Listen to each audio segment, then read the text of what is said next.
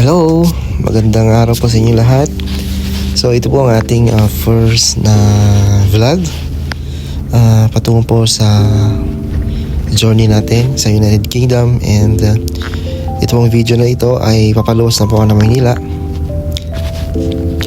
Siyempre kasama po riyan ang aking family. So full force po silang maghahatid po sa akin sa Maynila. And ito po yung gabi bago po ang aking flight. So nag-impake na po ako at tinulungan rin po ng aking mga kasama, aking nanay, aking tita, mga pinsan. And of course, di rin maiiwasan itong last banding po namin with my family. So malungkot na masaya kasi tayo po ay aalis sa Pilipinas upang magtrabaho sa ibang bansa. And at the same time, masaya po kasi patutupad po yung ating pangarap para po sa ating sarili and of course para rin po sa ating pamilya. Ayan po, so ina-enjoy ko na lang po yung time na makakasama ko po ang aking family. And itong araw na po na ito ang pinakamalungkot na araw kasi ito na po yung flight natin. Ihahatid na po tayo sa airport. Full force po yung mga yan maghahatid sa atin. And hindi po maiwasan ang airport goodbyes na sinasabi po ng mga karaming OFW na hardest goodbye para po sa kanila. And akala ko po sa TikTok ko lang napapanood pero totoo pala, malungkot. Pero dyan po sa time na hindi pa po ako nahiiyak, ayan, so itong mga naghatid lang sa aking nanay, tita, pinsan, aking tatay at ang aking kapatid, syempre malungkot sila dahil lalayo na po ang kanilang anak. And ito po yung first time po kasi na ako po ay mag-abroad at malalayo po sa kanila, kaya malubhang lungkot ang nararamdaman po ng bawat isa sa oras na ito.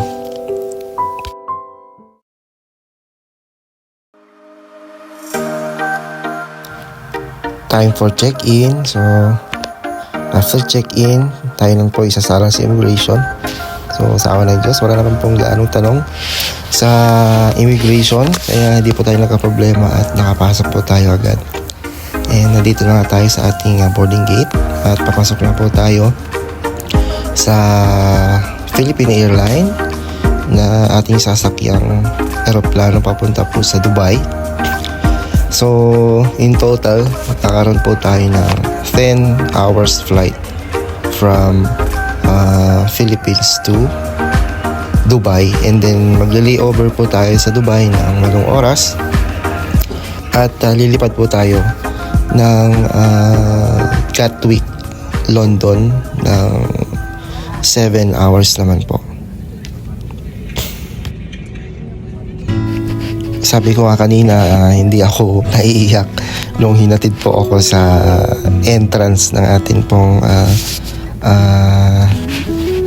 airport sa Manila. So nung time po nalilipad na yung aeroplano na sasakyan natin mula Manila hanggang Dubai, dyan ko na po naramdaman yung feeling na malungkot.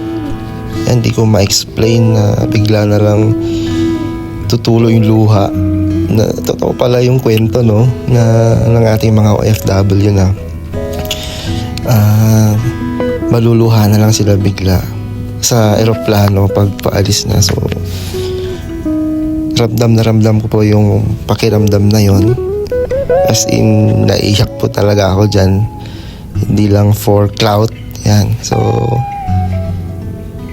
wala pa po akong dalang pamunas dyan, tumutulo na yung sipon ko yan, pinipigilan ko lang. Pero ganun talaga ang buhay, kailangan magsakripisyo para po sa pamilya at para po sa pangarap natin. Hindi naman po tayo lalayo na magsasayaw, magliliwaliw sa ibang bansa. Tatrabaho po tayo dito para po sa ating pangarap at para po sa kinabukasan ng ating pamilya. At last, nakarating na rin po tayo ng Dubai at dito po tayo mag-layover for a total of 8 hours. So mahaba-habang layover po ito. Mahaba-habang tambayan dito po sa airport ng Dubai. Hindi naman po tayo kasi pwedeng lumabas ng Dubai kasi wala po tayong exit clearance. So dito lang po tayo mag-stay, maglilibot-libot po tayo dito sa loob ng airport. And maganda po sa Dubai Airport.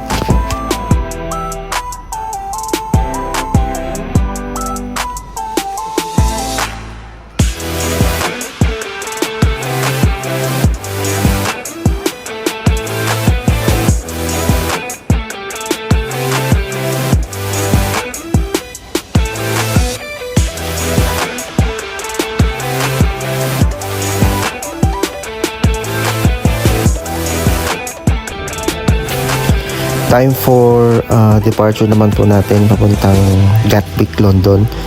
So alas 2 ng madaling araw po ito and 7 hours flight po ito papuntang Gatwick, London.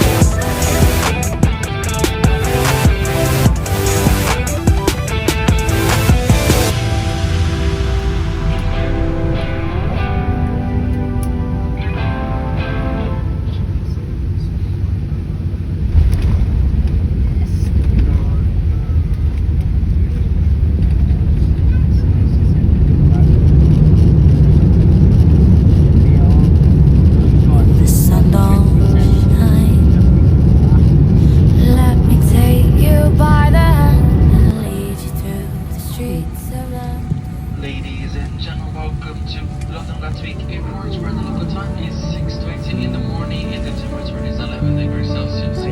Please keep your seatbelt fastened until the seatbelt sign has been switched off. And before leaving us today, please check your seat area for any personal belongings. On behalf of the entire crew, we'd like to thank you to fly with us. We hope you enjoy your flight and we look forward to seeing you again soon. Thank you. Good morning. Finally, nakarating na rin po tayo ng London and thankful po tayo dahil hindi po tayo pinabayaan ni Lord at nakarating po tayo ng safe and sound sa atin pong destination. So, dito na nga po tayo sa London Airport or sa Gatwick Airport at inaantay na po namin yung aming pong sundo from our company na magdadala po sa aming accommodation. So, yan po yung aking mga kasamahan na skilled worker din po dito sa United Kingdom. So, dyan na po nagtatapos ang atin pong vlog or our first vlog po sa ating pong journey papuntang United Kingdom and hopefully po na supportahan po ninyo ang atin pong vlog at magpo-post pa po tayo ng marami pang vlogs regarding po sa buhay po natin bilang isang Pinoy OFW dito po sa bansang United Kingdom. So stay tuned po and please follow our Facebook page para po sa mas marami pa pong mga videos na may ipapost po natin soon. Maraming salamat po and ingat!